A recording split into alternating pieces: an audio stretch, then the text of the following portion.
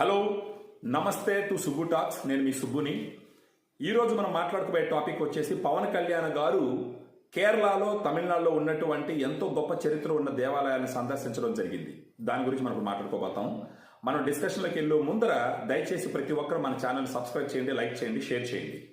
ఒక్కసారిగా పవన్ కళ్యాణ్ గారు కొచ్చిన్కి వెళ్ళి అక్కడ ఒక ఆశ్రమాన్ని సందర్శించి ఆ తర్వాత అక్కడ జరుగుతున్నటువంటి ఆయుర్వేద చికిత్స, ఆ గుడికున్న ప్రాముఖ్యత, అక్కడ ఆయన ఒక మాట చెప్పడం జరుగుతుంది. ఆయన ఏమంటే, ఇది నా పర్సనల్ విజిట్, ఎందుకంటే నాకు స్పాండలైటిస్, తర్వాత నాకు స్పైన్లో విప్లాష్ ఇంజురీ ఒకటి ఉంది, ఎప్పటి నుంచో సందర్శించాలనుకుంటున్నాను, నేను మొక్కు తీర్చుకోవడానికి వచ్చినానని చెప్పడం జరిగింది.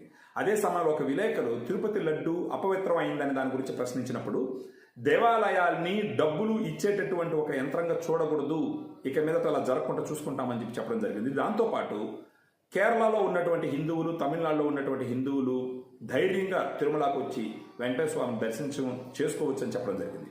అదేవిధంగా బీజేపీ సౌత్లో ఎస్టాబ్లిష్ అవ్వడానికి చేస్తున్న ప్రయత్నంగా చూడాలని చెప్పినప్పుడు జనాలు అలా అనుకుంటారు, కానీ ఇది కేవలం నా పర్సనల్ విజిట్ అని చెప్పడం జరిగింది. అక్కడి నుంచి తమిళనాడు ఎంటర్ అయ్యి తంజావూరు జిల్లాలో ఉన్నటువంటి కుంభకోణం దగ్గర ఉన్నటువంటి స్వామిమలై సుబ్రహ్మణ్య స్వామి గుడిని సందర్శించడం జరిగింది.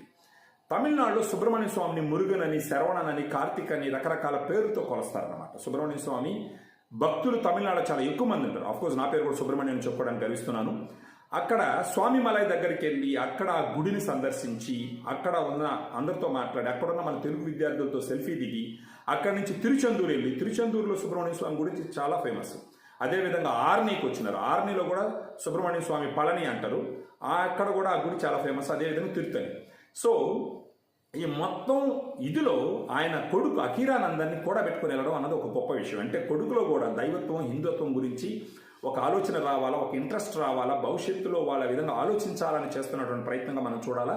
ఇది ఒక గొప్ప చర్యగా మనం గమనించాలి. ఇప్పుడు పవన్ కళ్యాణ్ గారు మన హిందూ దేవాలయాలన్నింటినీ సందర్శించడం ద్వారా హిందువుల్లో ఒక్కసారిగా ఆ గుడుల గురించి ఆలోచించడం, గూగుల్ చేయడం, ఆ గుడుల గురించి తెలుసుకోవడానికి చేస్తున్న ప్రయత్నంగా చూడాలి. ఇంతకు ముందర ఎంతో మంది ఈ గుడులను సందర్శించినప్పటికీ ఎప్పుడు రానటువంటి క్రేజు, ఎప్పుడు రానటువంటి అటెన్షన్ పవన్ కళ్యాణ్ గారి ద్వారా వచ్చింది. తర్వాత పళనిలో ఆయన సుబ్రహ్మణ్య స్వామి గుడిలోకి వెళ్ళినప్పుడు అక్కడ కొంతమంది పళని నుంచి తిరుపతికి ఒక ట్రైన్ ఫెసిలిటీ వేయాలని అడిగినప్పుడు అక్కడ గుడిలో ఉన్న కొన్ని సమస్యల గురించి చెప్పినప్పుడు పవన్ కళ్యాణ్ గారు సెంట్రల్ గవర్నమెంట్తో మాట్లాడి తమిళనాడులో ఉన్నటువంటి 6 ప్రముఖమైనటువంటి సుబ్రహ్మణ్య స్వామి గుడుల్ని ఎలా డెవలప్ చేయాలా, అక్కడికి వచ్చినటువంటి భక్తుల్ని ఎలా మంచిగా చూసుకోవాలా, దానికి తిరుపతికి కనెక్షన్ ఎలా చేయాలని దాని గురించి మాట్లాడతానని చెప్పడం జరిగింది.